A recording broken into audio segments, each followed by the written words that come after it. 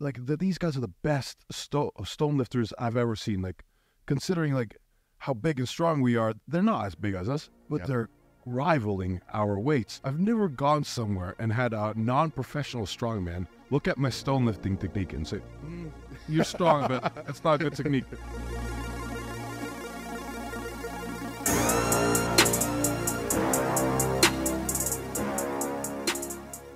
Welcome to the Shot Straight Podcast. We are mobile today with my buddy Martins Licis. And how are you doing, my friend? Man, I am so jet lagged, but I'm doing well.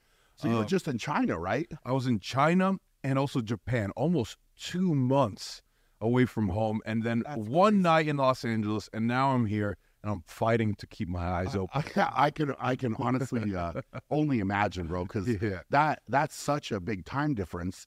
But being over there for that long, you would have acclimated completely, got back here, hit the ground, different time zone within the United States. No, just different time zones, man. I feel like I just passed into a different universe, like a parallel universe. Yeah. Like I left this universe, got acclimated to a different world. Yeah. And now I'm back. And I'm like, was that a dream? I don't know, man. Yeah, man. That's I mean, it's a heck of a trip. It's strength unknown. That's what you're doing, right? So That's right.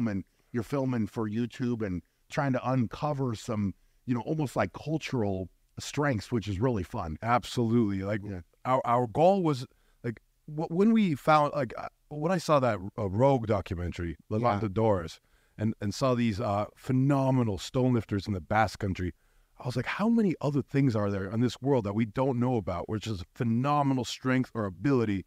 And that's what Strength Unknown is about. We just want to go out there, put a spotlight on these amazing feats of strength or ability, and show it to the world. Well, it's almost a part of culture. Yeah, like these different places, and you go, and it's strength that is celebrated. Absolutely, right? Like, which I've always loved too. Yeah, right? Like it's neat to go to different places and the respect that the culture puts on strength. Absolutely, right? It's a big deal. It's a big deal. It's like a way of life for them, because a lot of these guys, like, they'll be construction workers or masons and work with stones or chopping wood, and then they compete in their work, basically. Isn't that crazy? And then this guy, for the Basque Country, these guys are the best stone lifters I've ever seen. Like, considering like how big and strong we are, they're not as big as us, but they're rivaling our weights. And I think the current stone-to-shoulder world record is still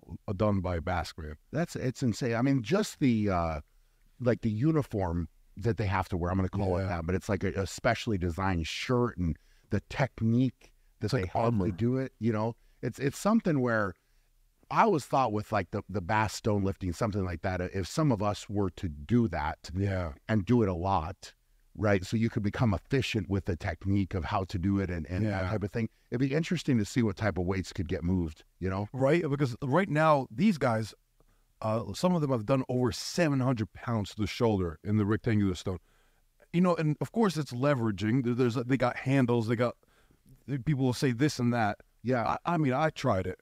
I'm pretty strong. Decently strong, Yeah. And it's hard. It's really hard. Like, I would need at least half a year, I think, to get up to a decent place. See, that's interesting. Yeah.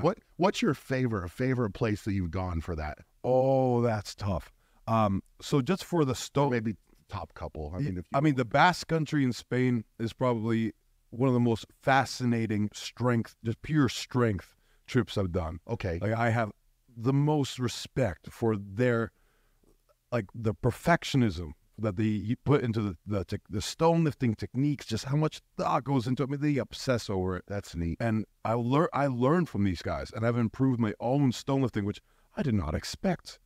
I think your brain probably works like mine. Like, you're always thinking about how to more efficiently lift something, and if you experience that, you get submerged in it. Yeah. And then it's only natural to think about, okay, well, if they're doing this and they're this size and this strength, maybe I can apply this or apply that. It's a neat way to think. I've never gone somewhere and had a non-professional strongman look at my stone lifting technique and say, "You're strong, but that's not a good technique." For example, when we all do it in strongman. When we shoulder a stone, we bring up both arms and then leave an arm up here like this. But watch what happens. When I raise my arm, see how my shoulder is raising?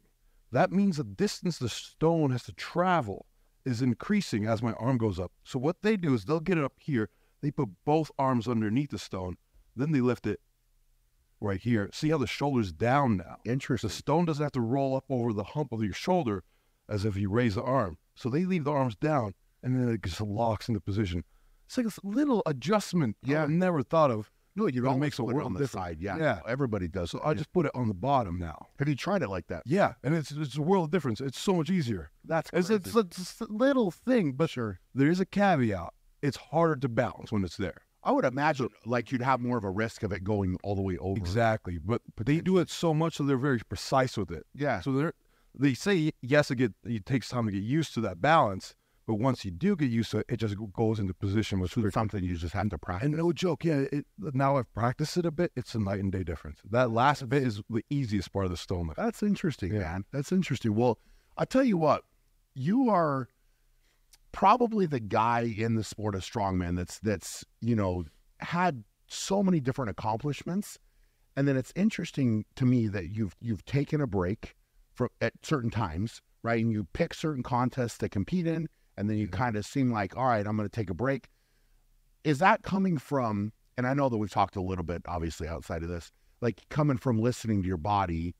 And how beat up you're getting, and what kind of more abuse you can take, and then backing off and being strategic. Is that where that comes from? I definitely, because it's taken every one of us, of course, gets tunnel vision and puts full effort into getting as strong as we can. Yeah. I've never considered myself talented. Like every single step has been slow for me to gain the strength I have. I don't think my body is meant to be lifting the weights.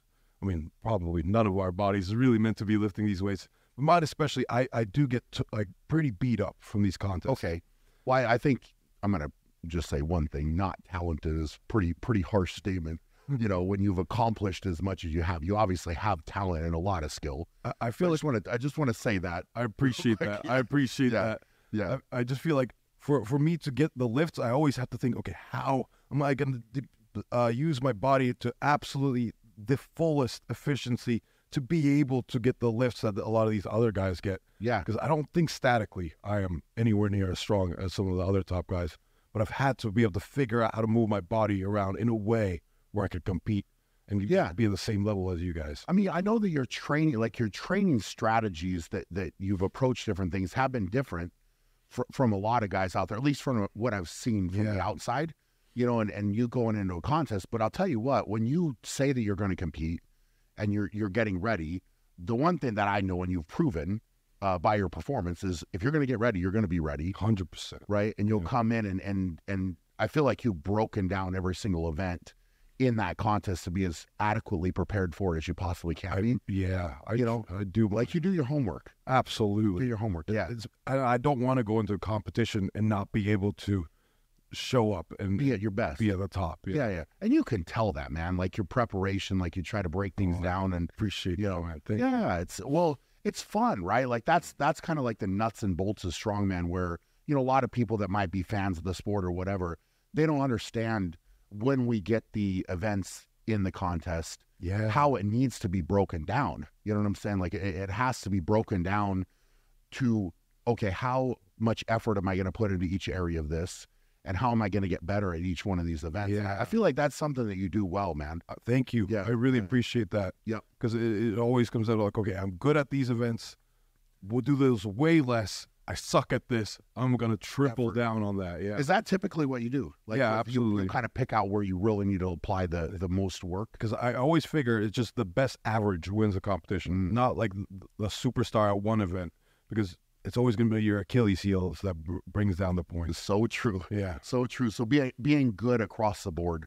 That's the most important thing. Yeah. That's your strategy. 100%. So how's the body, speaking of that, how's it feeling right now? Right now, I mean, I got my aches and pains, but I found ways to work around them. Okay. And I've noticed that I can get up to pretty heavy weights much quicker than I used to, but I can't lift heavy as often as I used to, if that makes sense. Okay. So I find like every single big movement I could hit once a month heavy, and then I got to pull back. So I kind of have to cycle every week, figure out what I'm going to do heavy, and then pull the other things back. Whereas a few years ago, I was able to do like 800-pound deadlifts every single week for repetitions leading up to a show. So you're what? You're 33? 33 now. 33. Yeah. So do you think it's a byproduct of that, just like, or is it, hey, I've got some more miles on, and I need to just apply that? It's interesting that you're saying every once a month, right? So you're saying you're going to deadlift super heavy once a month, kind of squat super heavy once a month, and go for, like with the moving events, do you then cycle that a little bit differently as far as the weights going up as well? Yeah. Or what do you find beats you up the most? I find that what beats me up the most is just about, probably deadlifts. Unfortunately, stones, even though they're my favorite movement, heavy stones, they're rough right now. Okay. Stones, deadlifts, and it's axle. Axle is because I've lost some cartilage, so it's bone on bone in my right shoulder. So my rotation here is much more difficult. So I could hit log every week. Okay. Axle, if I try to hit axle every week, more pressure. It's that last bit in the clean, that's brutal. Interesting. So, I mean, with something like that, could you just do the pressing part of an axle? Yeah. Instead of, so to kind of know that the strength is going to be there for the clean. Because I know for me, that's kind of how I would break up an axle. I would do sometimes just out of the rack, right? Take it out of the rack and press. Yeah. Instead, because a clean would 100% beat you up more. Yeah, right? It really does. Just from almost getting bruised, like not even the rotation, but like if you're doing a continental clean, if you're doing it enough, like it can definitely take its toll. But speaking of which, I think, what was it, 2017, we were in Botswana. In the heats, I was doing 360-pound axle against Thor. I forgot how many reps we got up to, but I slightly fractured my sternum. Did you? On one of those cleans. I thought I did at one point, and I was my sternum was popping. Yeah, it popped. Yeah, and then there was like a bruise, and it swelled up. Okay, it was excruciating pain. I was like, could I even continue this competition? Right. And I got like a bunch of those patches, the anti-inflammatory patches. Yeah, and I was like, all right, let's freaking go. I hope my sternum holds together. Man, that was one of those like a creepy injury to have. Yeah. I don't know. Maybe I actually did. I never bruised up like that, but I remember mine. I would just kind of be stretching, and my sternum would pop, and I was like, man, it was in. I really think it was a direct result of doing too much, like overtraining. Yeah, clean. But in a contest, a different setting, right? Like you need to do it then. So just one of those things. But it's interesting that you hear that, and cycling through. I feel like with stones, and you could tell me, do you feel like that's something that if you were strong overall, that because you're so used to lifting stones and doing that, is that something that you need to push super hard in training? I believe it is, even though I'm good at it, because I do believe that it's important to train, your weaknesses 3 times as hard. But stones tend to be in almost every competition. It's rare not to have stones. Yep. And they tend to be at the end.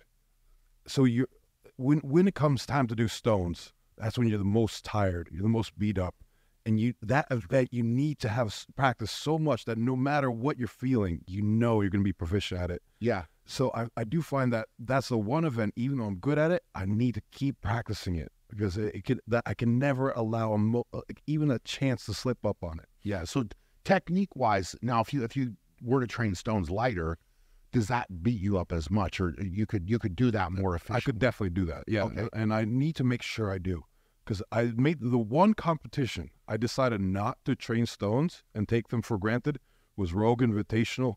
And that's where I slightly tore my bicep and I couldn't finish. Last year. Yep. So that was definitely a wake-up call. Like, okay, I changed my training style to take the stones for granted, and it definitely... Yeah, and those were unique because they were more like the inverse stone. Yeah. And only a tacky towel. That's right. Right. Yeah. So that you could have a little bit more slipping if you weren't used to really squeezing.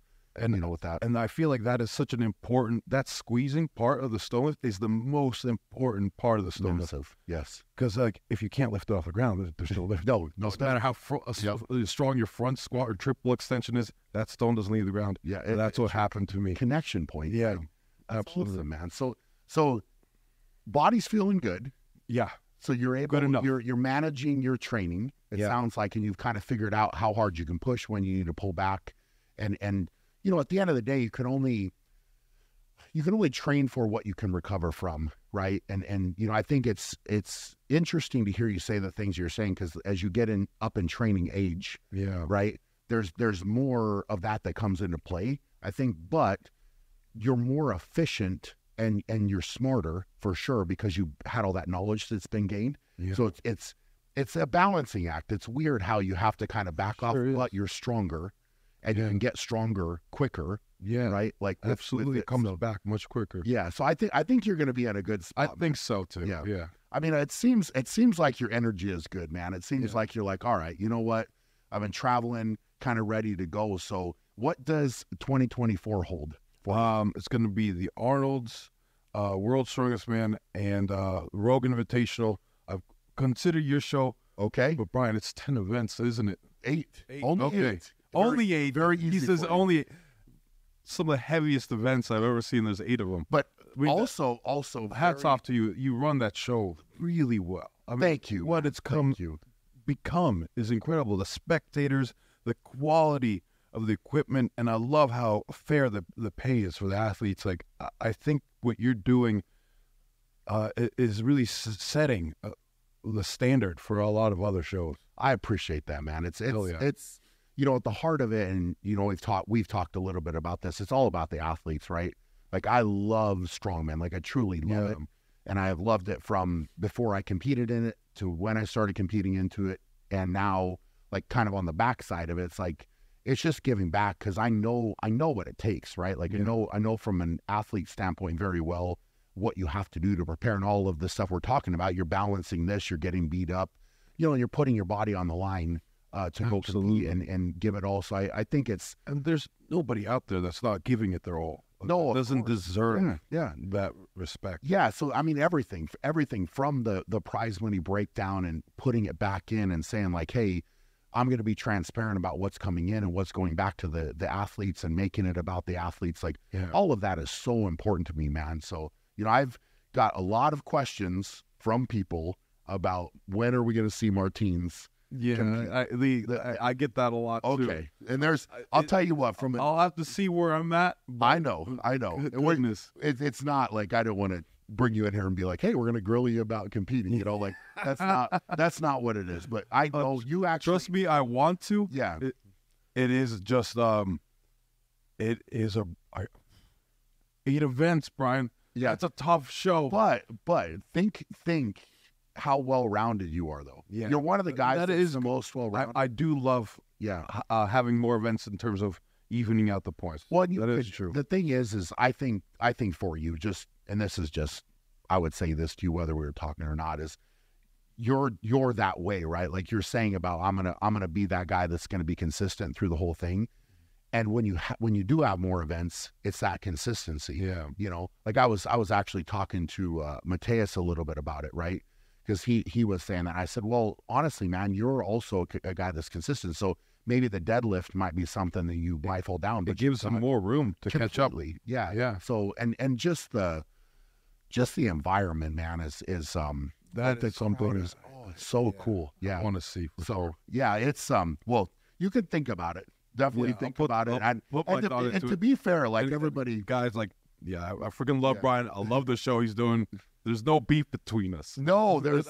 I found that I hilarious. don't even know where that came from. To be fair, I don't Crack know where me that, up. Yeah, people catch on to this, and I've heard different things, and I'm like, man, I don't know where that even like is rooted. You know what I'm saying? Yeah, right. Like somebody caught on to that, and it just wasn't good. So, yeah, that's so funny to me. Yeah, but to be fair, Martins did text me after the contest, and you and I had a conversation about it then, and it was good, man. It was good. Absolutely. So, what's up, brother?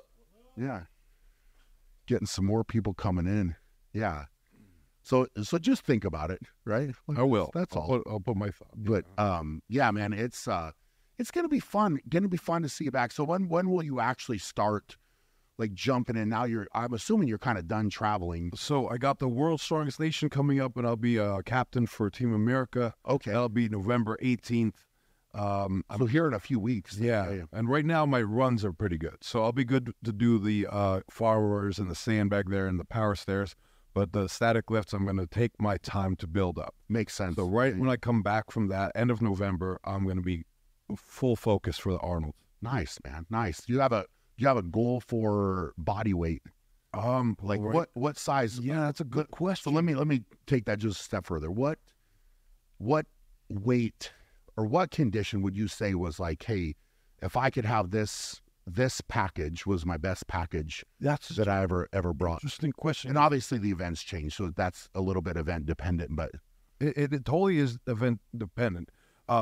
Anything above 330, this is interesting. My deadlift suffers, and my of course medleys suffer. Because it's just harder for me to get in like a tightly packed position. But when I'm heavier, my squats are way better, my overhead's way better. Of course, my truck pulls are better. So it is hard for me to decide. Like there is a little give and take there that I gotta strategize about. So are you saying 330? 330 is a solid weight where I'm strong. This guy, and then hey, what's up, guys? How we doing, brother? Man. And of course, next year is going to be so interesting because I got to go up against him. I got to go up against Mitchell Hooper, and even Tom is going to be at Arnold. So this is going to be an epic showdown. It will be, man. It will be. So are you thinking 330? I think I'm gonna, or is that going to try 330 once they announce the event? Once they announce the events. If there's something where I really need to put my body weight behind it, I will up the weight. But I think 340, 350 would be my maximum. What's the heaviest you ever were? 365, and that was I think that was right around the Worlds, yeah. Well, 2019, yeah. 19. Yeah. So 365, and I'm assuming you kind of felt like uncomfortable. Yeah. There, yeah, for sure. And I was really glad that in the finals there were no deadlifts. Yeah, because that weight that was definitely making it tougher. But better for squats. Way better for squat. Way interesting. Better. It's like I feel like I just have like a cushion to bounce off of. Yeah, when I'm there, get a little bit tighter. Absolutely, yeah. That's awesome, man. Well, it sounds like it's going to be a good year. It's going to be a good year. And you sound excited. I am, and I'm also like. So, by the way, your longevity in the sport has always been an inspiration to me, and I just wanted to say that. I got to pick your mind at some point. I'm figure out how you've stayed in the sport so long and so strong for so long. Well, man, we can talk whenever. Yeah, that's just I'm more than happy to. Hats off help to you, Brian. That's a long legacy, and it's a phenomenal legacy. It was a lot of fun, man. Time flies when you're having fun. I think. Yeah, you know. Yeah, it just kind of went by quicker than I thought. You know. Yeah. Like it's weird to look back and say like, oh, I was doing this contest in 2006 or 5 or 7. You know, like. That's a long time ago. You've been around for a long time. Yeah, I was a kid watching TV, like I know Brian Shaw, and then I'm competing against you. You're still around. Here's the truth. Still look the same. True story, right? And I don't know if you heard this, but this year, both Pavlo and Alexei said that they watched me compete in Ukraine in 2007, and they were only like 8 years old. And they went, and we did like a World's Strongest Nation in Ukraine. And I was like, wow, that makes me feel pretty old, you know? Like you're both in the final, and you watched me when you were like, yeah, man, old. That's unreal. It's been crazy. This has been a surreal journey for me. Like to watch you and then compete against you. That's surreal. It was fun, man. Well, I know I speak for a lot of people in saying like you getting back to competing, back in shape, back at your best, where you feel good, man. It's interesting. Like, you know, you prepare well, and I think it's gonna be fun, man. Fun to watch your comeback, and it's gonna be a heck of a battle. Thank you, bro. Thank you. With every contest, but appreciate your time, man. I'm honored to be here. And thank you for having me. Yeah, it's been fun. Could talk a lot more about everything, but this is just a little mini road podcast. I got to go kick this jet lag off to the curb, man. This is well. At least you didn't fall asleep. Yeah. You bring the energy, brother. Thank you. That's awesome. Well, appreciate you guys. Hope you enjoyed that. Please check out Martin's and all of the fun stuff that he's got coming out. When's the next Strength Unknown? We're looking at probably end of November for Strength Unknown Japan. We got sumo wrestling, and of course the legendary Chikara Ishii from Japan. Japan is actually, I want to say this before I sign out. Go for it. Japan I think that is one of the true lands of stone that have been forgotten. Japan has over 16,000 recorded historic lifting stones with like engravings, and some of them are like up to 200 kilos, and the guys that lifted them from like 200 years ago. And that is something that we want to show you guys. I feel like that's been forgotten, and we want to bring that back to the spotlight. I love it. I'm excited to watch it. Yeah, it's gonna be cool. Yeah. There's a lot that goes into that, so it's neat for you to highlight that and bring it out. And who knows, man? Who knows what the future will hold there? And maybe shedding some light, more people will want to go and try it out and see what they can do. It's really cool stuff. Yeah, I love it. Well, I appreciate your time, man. Thank you so much, Brian. That was awesome. And like I said, hope you're all doing well.